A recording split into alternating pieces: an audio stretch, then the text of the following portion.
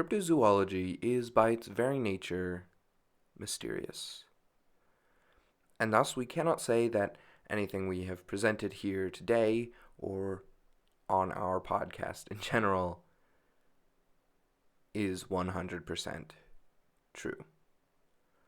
But we will do our best to find the facts, to bring to you the most likely and plausible definition of these creatures on our Earth. So, without further ado, welcome to the show.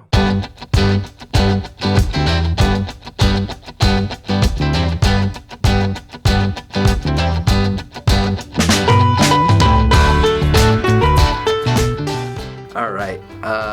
Did you start recording yet? Because I did. Happy Halloween! Hey Sid, why did the ghost go to the bar? Why did the ghost go to the bar? For the booze. That's awful. Welcome to Cryptids and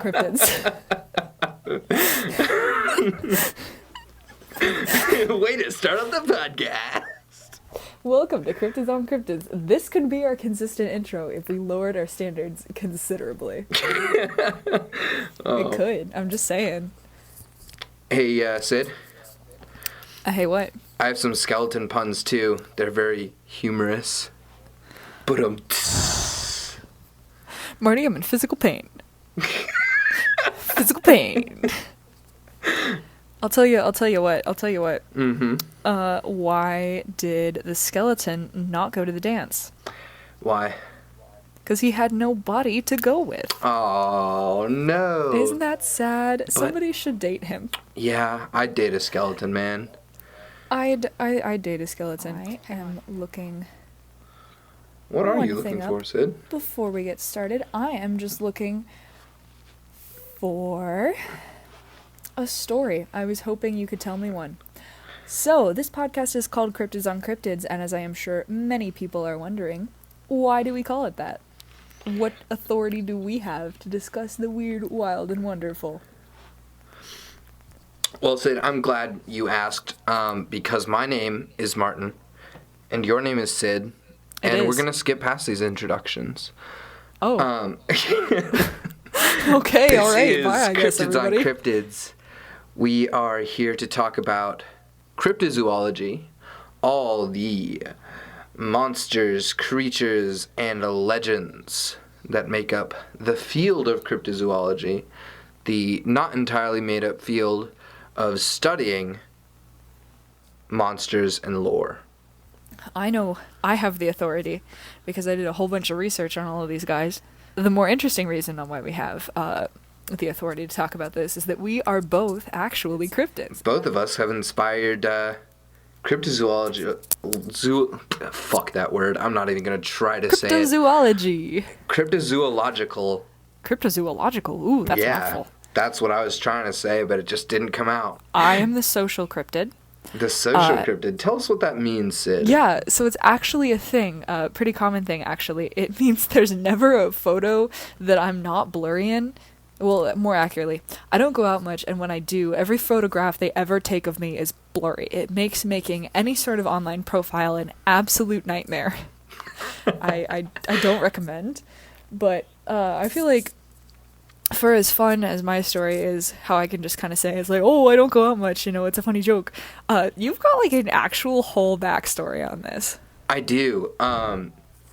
It was it's kind of a wild experience. It was my freshman year of college, and I, being a completely socially awkward person, would be afraid to bother my roommates practicing ukulele.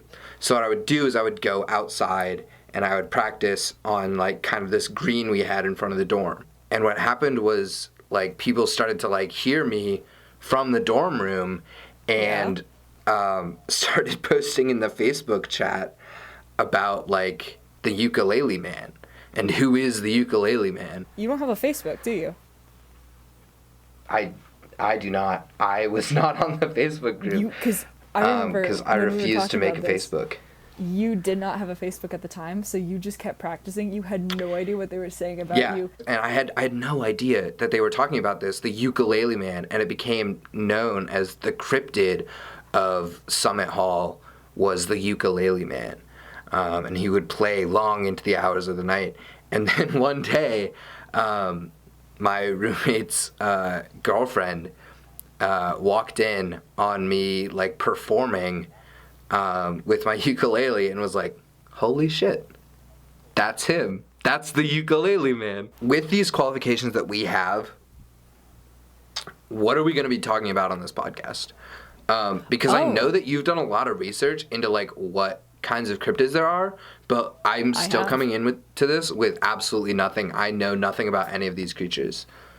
See, that's the point, my dude. So we have this podcast set up You want me to know nothing. As a kind of a fun experience.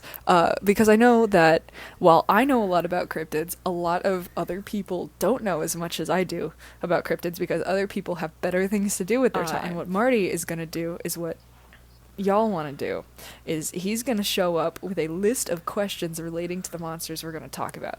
And he's just going to ask me all of these questions, and I'm going to answer them the best of my ability, and we're just going to kind of talk about it so that you all can feel like you know these creatures, like they're a part of the family, because we're a part of the cryptid family and we want y'all to be too. So we're all going to be cryptids together. And I'm going to be out here asking the important questions, like, can you fight Bigfoot? No. Can you eat a chupacabra? Absolutely not. What does Mothman like to have for breakfast? Probably pancakes. Or curtains. I feel like he'd have curtain cakes. Does Nessie use bath bombs? Oh my god. Actually, she might. Hang on. So we're going to tackle the important questions like that, I guess. But, like that, I guess. Yes, well, for sure. There's a ton of interesting stuff that comes with these monsters, not just like the fun questions. Like, look, guys, there's going to be a lot of topics that we're going to cover here. We're going to cover chupacabra and goatman, lake monsters, British big cats, big there was a recent worms, sighting. Bigfoot, and so many more. We're not covering Bigfoot. What? We're not covering Bigfoot.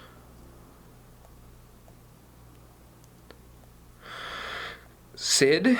If you'd like to actually interact with us and suggest some possible cryptids for us to uncover and break down for y'all, we do have a Twitter. You can @ us at @OnCryptids with a capital O-N, capital C-R-Y-P-T-I-D-S,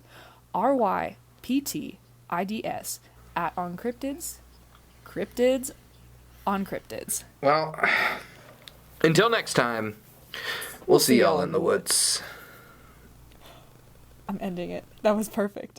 I can't count how many times I've been outdone by nihilism.